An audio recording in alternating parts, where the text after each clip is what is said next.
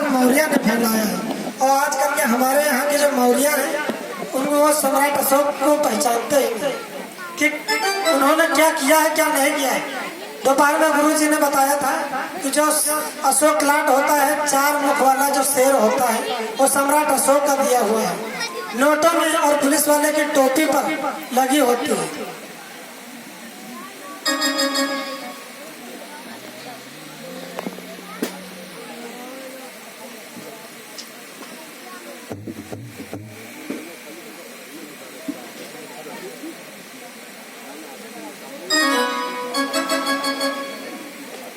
तो हमारे भैया जी की एक फरमाइश है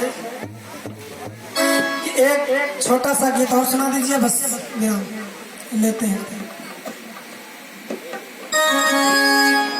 कि भीम बाबा जी आए, भीम बाबा जी आए विदेशवा से, भीम बाबा जी आए विदेशवा से, भीम बाबा जी आए।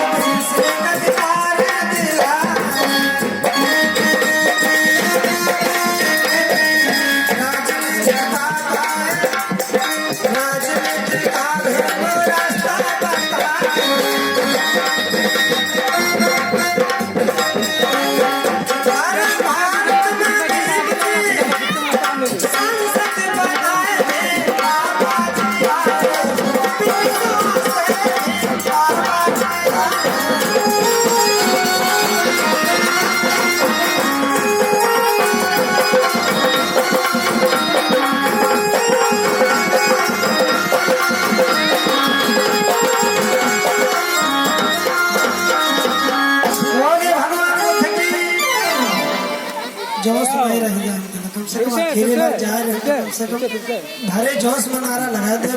बोले भगवान बुद्ध की, बाबा साहेब की, और बोलिया ने तो हम जानब के हमारे यहाँ बैठना ही बेकार।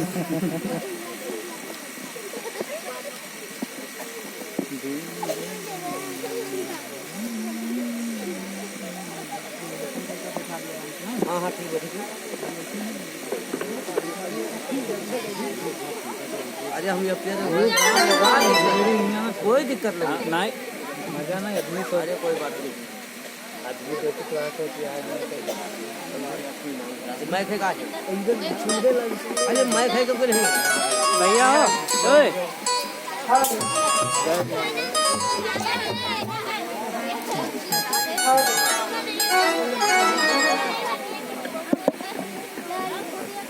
हाँ जी।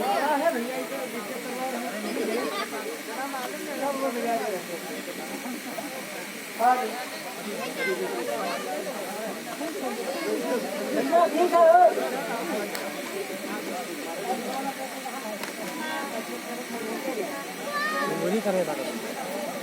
नहीं सही करे जाते रहे ना कुछ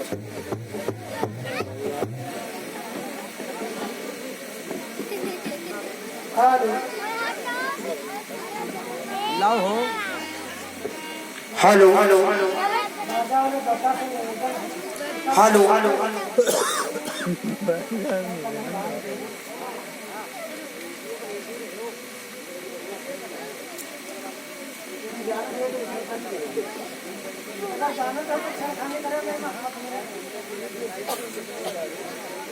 बीच में काढ़े होने हैं भी यहीं मारे निकालना मैं एक ले उठो मैं करो वाला यार इनाम खराब बैटरी वाला है तो ये कहाँ गया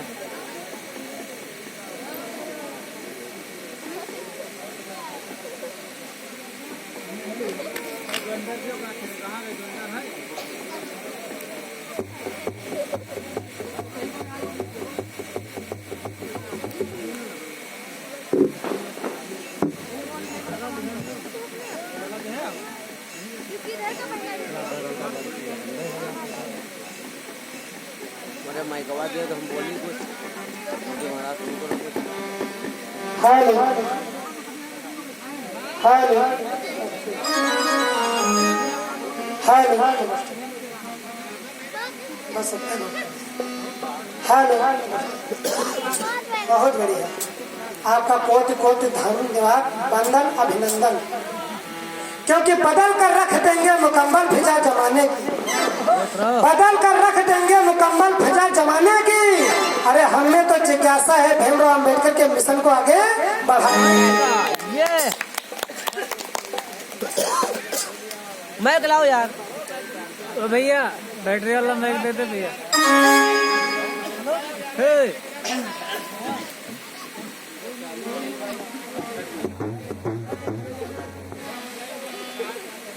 हेलो हेलो बहुत बहुत धन्यवाद बहुत बहुत साधुवाद। हेलो हेलो हेलो चलो hello hello hello hello hello चलो हेलो हेलो हेलो हेलो चलो hello hello hello hello online मंगाए ना लोग हेलो 2.5-5 हेलो चेक रीलों में 300 के हो गया शायद सूरत में नाम कर दिया था। नमो तस्य भगवतो अरहतो सम्मा सम्बुद्धस्य नमो तस्य भगवतो अरहतो सम्मा सम्बुद्धस्य भव सब मंगलम रखंत सब देवता सोचित भवंत सब वंदान में भवत सब मंगलम रखंत सब देवता सोचित भवंत वंदान में।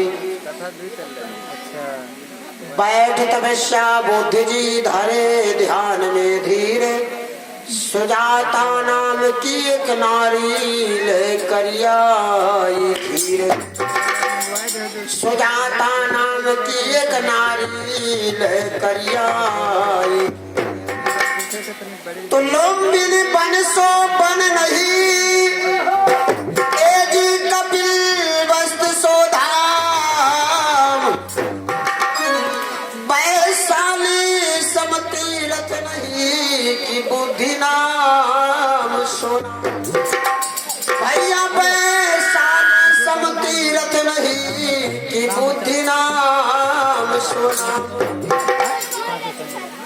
तो जहाँ दया तहाँ धम है जहाँ लोभ तहाँ पाप भैया मित्र जहाँ क्रोध तहाँ काल है और जहाँ क्षमा तहाँ भैया जहाँ क्रोध तहाँ काल है जहाँ क्षमा तहाँ आदरणीय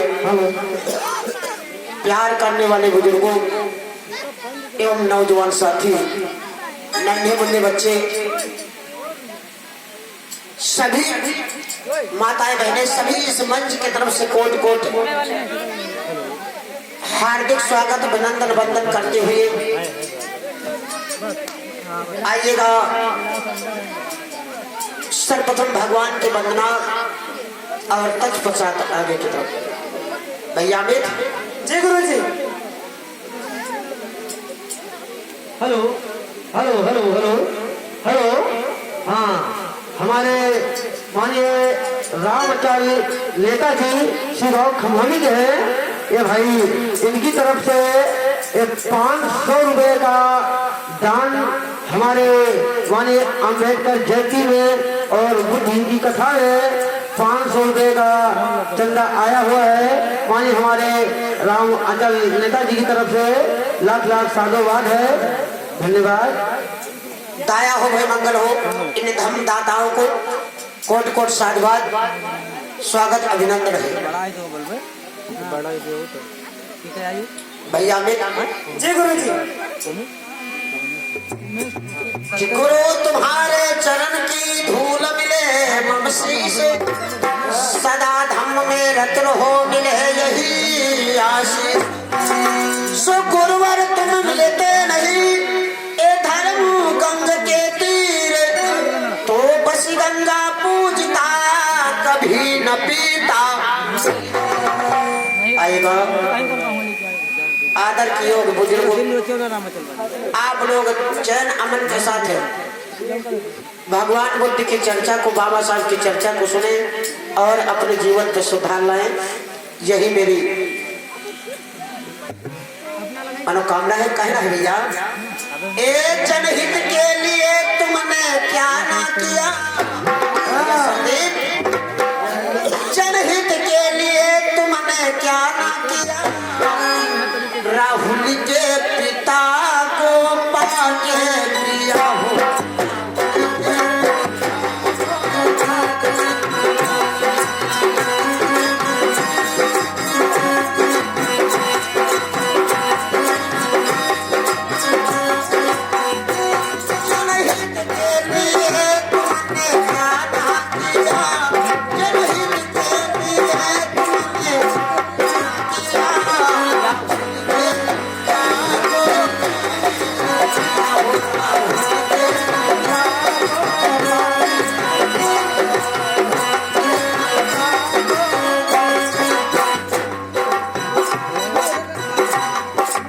जनहित के लिए तुमने क्या न किया। राहुल के पिता गोपा दिया। भगवान बुद्ध की पत्नी का नाम था यशोधरा। यशोधरा को कभी कभी गोपा भी कहा करते थे। जनहित के लिए तुमने क्या न किया, जनहित के लिए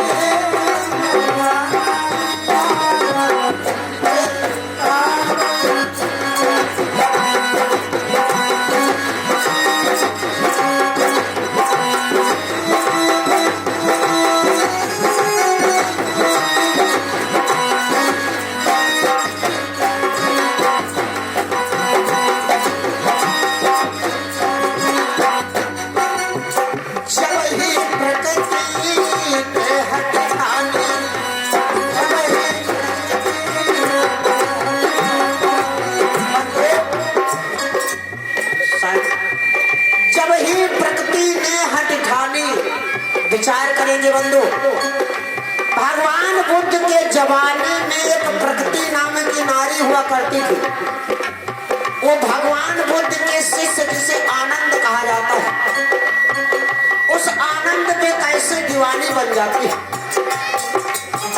जब ही प्रकृति ने हट ठानी,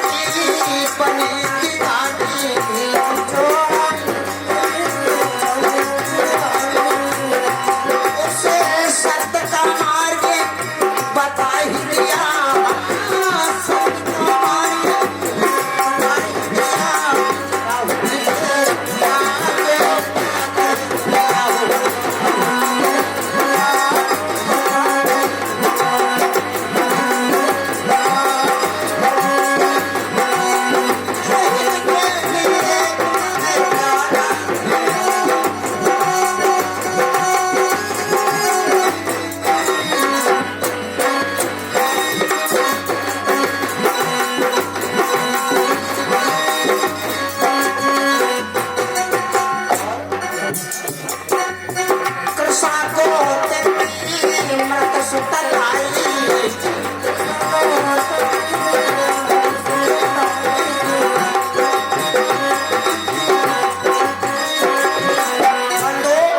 एक कृषा नाम की नारी भगवान बुद्ध के जमाने में हुआ करती थी। कृषा गोतनी मृत्यु सुतलाती है। जब कृषा के बालक गेंद खेलता था और गेंद जाकर के झाड़ियों में छिप जाता है, तो कृषा का बालक वो गेंद उठाने जाता है। उसी में एक सर्प बैठा था, सर्प ने डंक मार दिया तो कृषा की गोतनी के पुत्र की मृत्यु हो जाती है। जब मृत्यु हो जाती बंधु, तो कृषा गोतनी छाती से लिपटा करके अपने पुत्र को ले जाती है। और लोगों ने कहा कि भगवान बुद्ध वो जो महात्मा जी बैठे हैं उनके पास ले जाइए और उनसे परीक्षा लीजिए, अगर तुम्हारे पुत्र को जीवित कर देंगे तो मान ले कि तपसी है। भगवान बुद्ध ने कहा है जो आया है दुनिया में उसको जाना पड़ेगा, या बुढ़ापा में जाए या जवानी में या लड़कपन में, जाना तो ही पड़ेगा। ये मृत्यु लोक है, यही कबीर साहब ने बताया। कृषा गोतमी मृत सुतलाई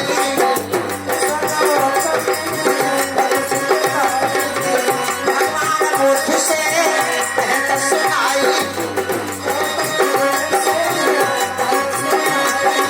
बंधु आज भगवान बुद्ध से कहती है, बुद्ध तुमको तभी मानूंगी जब तुम हमारे पुत्र को जीवित कर दोगे तब। भगवान बुद्ध ने बड़े अचरज में पड़ गए, अगर इसका पुत्र जीवित नहीं होगा तो मुझको मानना नहीं, मेरी निंदा करेगी, मुझको मानेगी नहीं।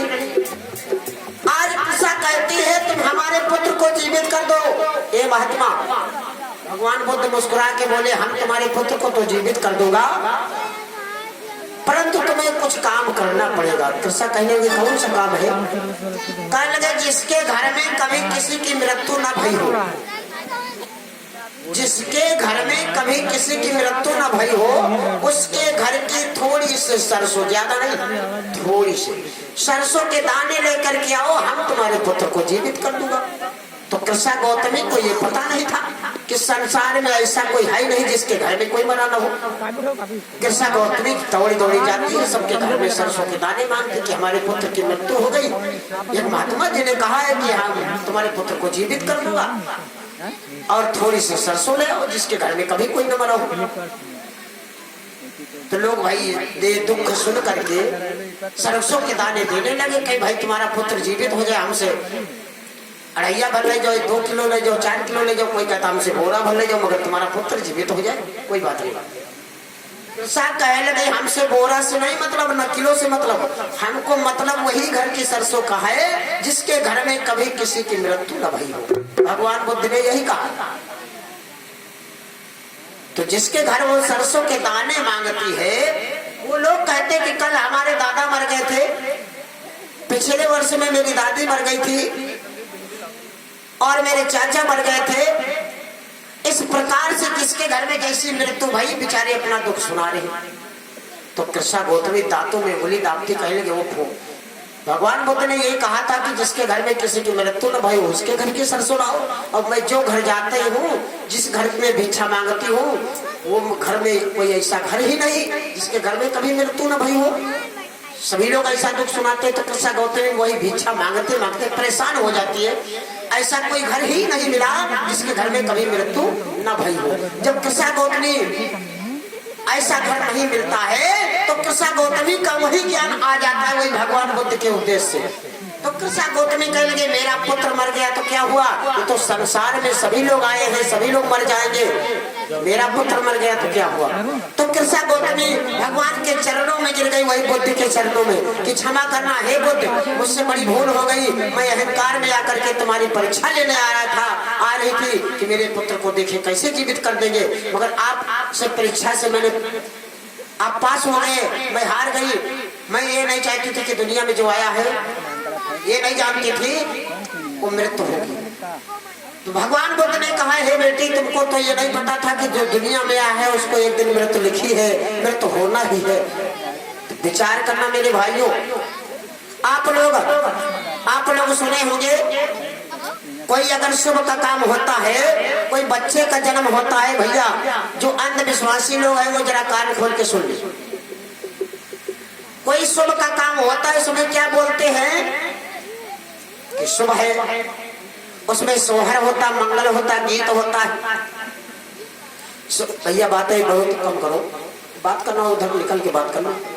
हाँ, हमें डिस्टर्ब होता है। वहाँ एक लोग बैठो, सब लोग इधर बैठ जाओ यार। उधर भैया बोलोगे हमको डिस्टर्ब पड़ेगा, इधर हमको दिक्कत होगी तो हम क्या कहेंगे? कहेंगे कुछ और, निकलेगा कुछ और।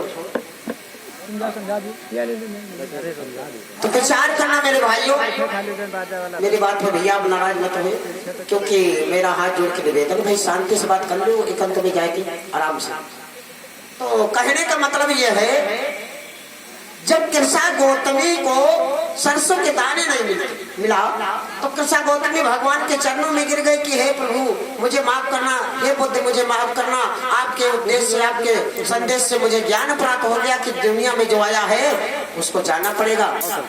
तो उसी प्रकार से आज कृष्णा गौतमी भगवान बुद्ध के चरणों में गिर पड़ती है। कहती है कृष्णा गौतमी मृत सुतन